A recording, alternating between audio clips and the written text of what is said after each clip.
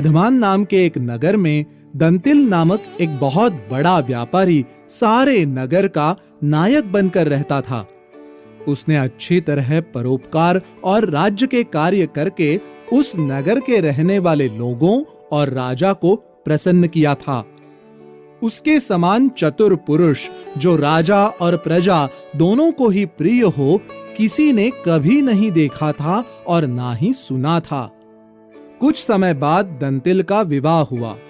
उस समय पर उसने सारे नगर के रहने वालों और राज्यसभा के लोगों को बहुत सम्मान के साथ निमंत्रण देकर बुलवाया और भोजन वस्त्र आदि से उनका सत्कार किया। विवाह के बाद उसने रानियों सहित राजा को भी अपने यहां बुलाकर सत्कार किया, किंतु उस राजा के घर की सफाई करने वाले गोरंभ नामक राजसेवक को घर आने पर भी दंतिल ने अनुचित स्थान पर बैठने के कारण धक्का देकर निकाल दिया। उस दिन से गोरंभ लंबी सांस लेता हुआ अपमान के कारण रात को भी नहीं सोता था और सोचता रहता था कि किस तरह इस दंतिल पर राजकृपा को खत्म करूं। एक दिन सुबह के समय जब राजा हल्की नींद में था, तब उसके पलंग के पास झाड़ू लगाता हुआ गोरंभ बोला, अहो दंतिल ऐसा ढीठ है कि राजरानी का आलिंगन करता है। ये सुनकर राजा घबराकर उठ गया और उससे बोला, गोरंभ, जो तूने कहा क्या वो सच है? क्या महारानी को दंतिल ने आलिंगन किया है? गोरंभ बोला, देव, रात में जुआ खेलने के कारण मैं सारी रात जागता रहा। अब मुझे बहुत नींद आ रही है, इसलिए पता नहीं मैं क्या कह गया। राजा ने ईर्ष्या के कारण मन ही मन कहा, ये हमारे घर में बेरोक टोक आने वाला है और दंतिल भी वैसे ही आता जाता है। हो सकता है कि इसने कभी महारानी का आलिंगन होते देखा हो। इस प्रकार राजा दुखी होकर उसी दिन से दंतिल से अप्रसन्न रहने लगा। राजद्वार में भी उसका प्रवेश बंद हो गया।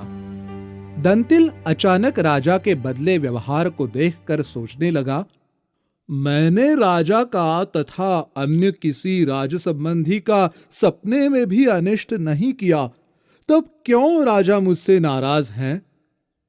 एक दिन दंतिल को राजद्वार में चुप खड़ा देखकर गोरंभ हंसकर द्वारपालों से बोला, द्वारपालों, राजा की कृपा से दंतिल अत्यंत समर्थ हैं।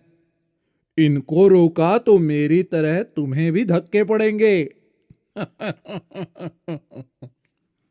ये सुनकर दंतिल सोचने लगा, ये निश्चय ही इस गोरंभ की करतूत है। राजसेवक का सम्मान करना चाहिए क्योंकि वो किसी से नहीं हारता।